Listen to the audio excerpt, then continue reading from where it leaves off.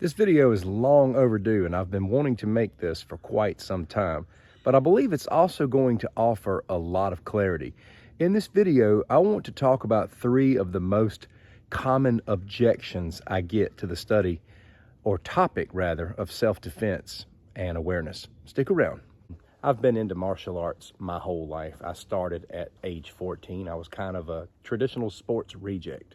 I don't know if I grew up watching too many kung fu movies or what, but there was always a part of me that wanted to know how to defend myself to the best of my ability. You never know where you're going to land when you're first getting started in martial arts training, but I was blessed enough to join a academy that was very well-rounded. I learned a lot of different things. But the older I got, the more I realized that mental conditioning was just as important as physical conditioning, and I've been kind of in a season on my channel as of late where I've been focusing a lot on the mental side of it. This subject and topic is cherished by many, and there are also many others who are intrigued by it, but they also push back a lot. And the objections that I get with regards to some of the subjects that I bring to the table have pretty much come down to 3 primary things. Before I get started, I'm going to play fair here and say that there is a little bit of truth in these objections, but they're not completely true.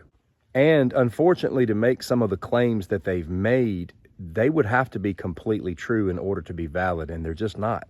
The first and most common objection that I get is that I am pushing fear and paranoia.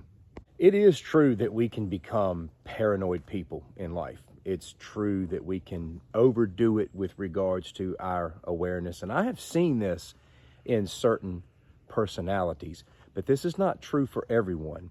And not everyone who cares to be aware or cares to study the subject of self-protection is paranoid. To ignore this topic and to say that the study or the conversation of it was unnecessary would almost be equal to saying that we're living in some kind of utopia where we never have to worry about this kind of stuff. It is commonly understood that our possibility of being attacked is a rare thing. But if that happens and you're unprepared for it, it could cost you everything. And I'll guarantee you that if you survive a situation like that, or if, God forbid, you were to lose somebody close to you, you'd go back and you'd revisit some of the things that you were ignoring in the past. There's a common quote that says it's better to have it and not need it than to need it and not have it. This goes for skill set. This goes for self-protection tools. This goes for a good understanding. So to say this topic is unnecessary in the name of pushing paranoia is too much of a blanket statement. Just because some people are paranoid don't mean that we all are, and the study of self-defense is something that humans have studied since the beginning. And no, I'm not pushing fear, but I will tell you it's a fearful thing to be in a situation and have no knowledge or preparation. The second objection that I get commonly from people is them saying that they are not allowed to defend themselves where they live. And you know what? From the government standpoint, that's probably a true statement, and I understand why they would say that. And as an American, I'm not going to speak for anyone's country.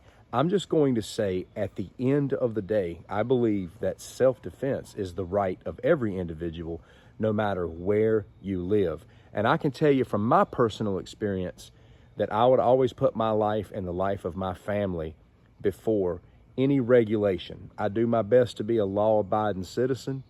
I believe in that, within reason, within certain boundaries. But when it comes to just laying down and letting somebody overtake me or my family, it's just not something that I'm willing to do. Now, I understand that if you live in certain parts of the world, you may not have access or the ability to get your hands on some of the protective tools that we may here in the States. But I would just say to you, you have to be creative, because not everything has to be a firearm. Not everything has to be an edged weapon.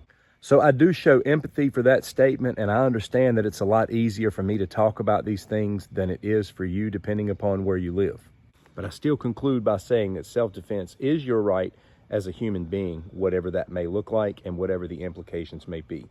Underneath this category of being outside of the United States, I will also have people sometimes say things like, I'm glad I don't live in the Wild West USA. I'm glad that it's safe in my country. I'm glad I don't live in the States. And listen, I get it. The States has its violence issues. It does. Anywhere where you have freedom, you're going to have people who push the boundaries of that freedom.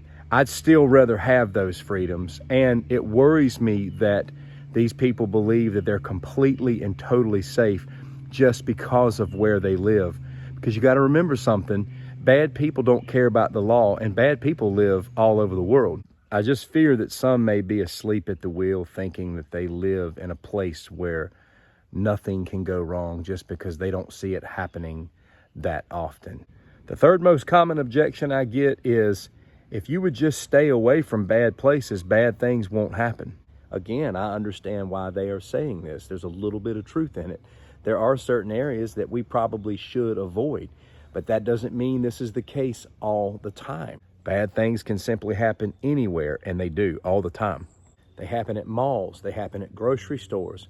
Recently, a woman was in a grocery store with her 3-year-old son, and she was followed outside by another woman, and that woman stabbed her son. Are we going to tell people not to go to grocery stores? What about people going out for coffee on Main Street and shopping and things like that? These aren't back city streets. These are just mainline streets, but yet we've got all this video footage of normal people walking up and down the road, men and women, getting sucker punched because of this knockout game that was going on. So I just want to humbly say this to those who have pushed these objections. Number one, thank you for giving me a reason to make what I believe to be another engaging video about a very important topic.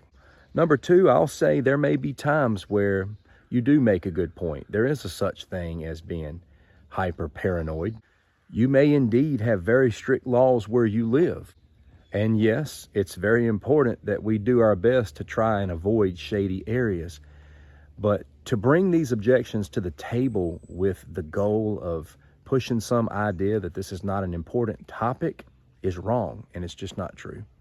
That being said, I'm going to keep doing what I do out here on YouTube. And if you're interested in both mental and physical development in this area, stick around. It's a joy to be able to help out. Thanks so much for watching. Take care.